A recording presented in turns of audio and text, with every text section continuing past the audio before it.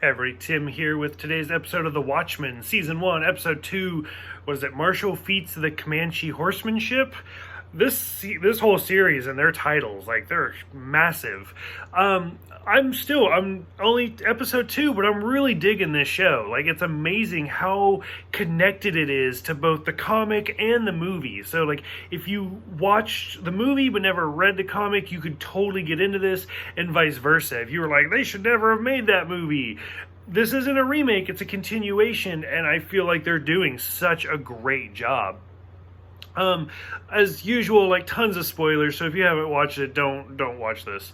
So overall, this one I was more able to kind of look at a lot more of the actors. The first episode I was so focused on the plot, I didn't really talk about a lot of the people, whereas this one I was able to kind of take that step back. A lot goes on, but it was still really interesting.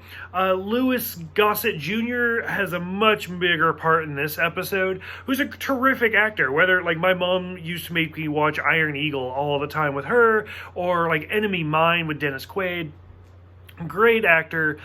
He's clearly like the grown-up version of the boy from the first episode, the Watch Over This Boy.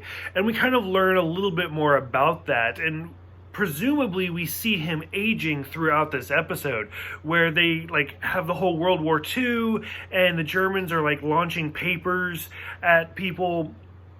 I thought it was kind of an interesting concept. We learn more about the White Knight and how it's the huge Christmas break-in that they talked about in the first episode, but we're finally getting some of these questions answered, where all of the Rorschachs broke into 40 houses and killed the cops all at the exact same time. It was coordinated. And this is basically how, like, Angela and Judd first meet, and they basically become friends after this. We also learn a little bit about how she presumably adopted her, like, partner's kids, and that's why, like I'd said, like, it's kind of a mixed family, and this is why. I love the whole, like, they talk about the Tulsa Massacre. She does the DNA test to kind of find out who Will really is. And I haven't, like, I wrote it down, but I haven't actually done anything with it yet. But when they ask her for a phone number, she gives a real phone number. It's not a 555 fake phone number. So I'm sure somebody's called it by now. I have not yet done it, but I might see who else does it, because that makes me a little scared to just dial random numbers. We learn a little bit more about, like, the Redfordations.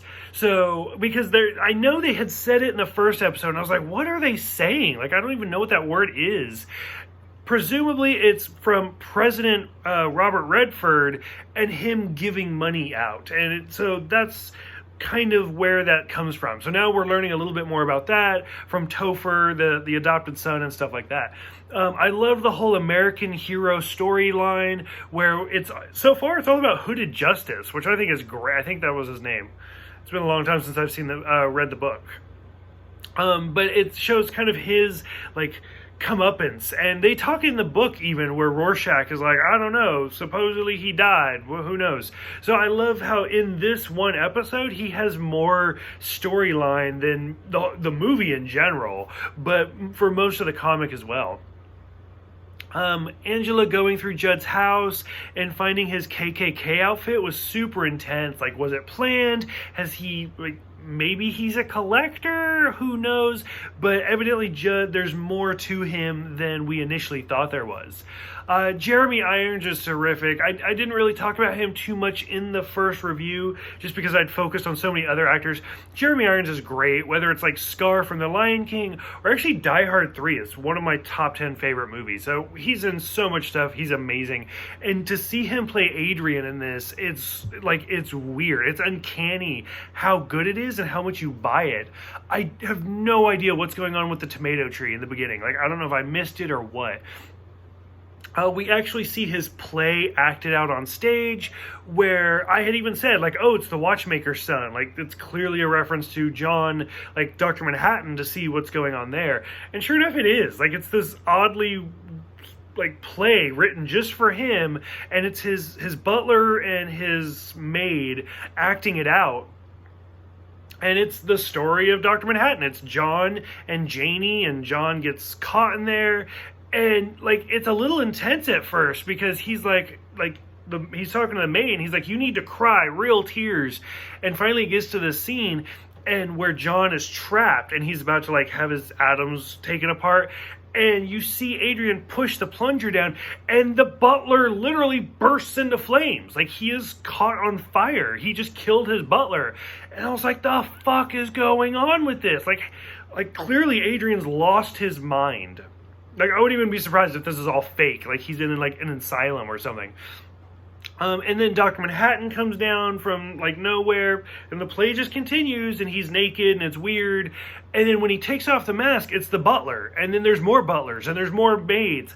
And so there's all of these clones, which I had said in the review of the movie, where Adrian like cloned a tiger, and that's why he had like the whole fake tiger thing. So cloning is nothing new for Adrian, but it's a little intense that he's surrounded by butlers and maids.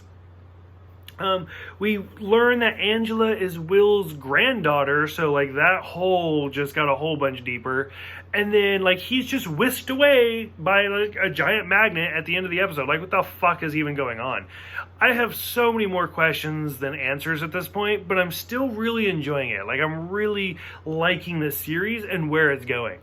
But I do feel like it's one of those, as soon as it's over, I'm going to have to go back and rewatch the whole thing all over again to kind of pick up on all of those little clues. For those who are watching it, what are you guys thinking about it so far? Just between all the different characters, go ahead, let me know, and I will see you guys next time for another amazing title, She Was Killed by Space Junk.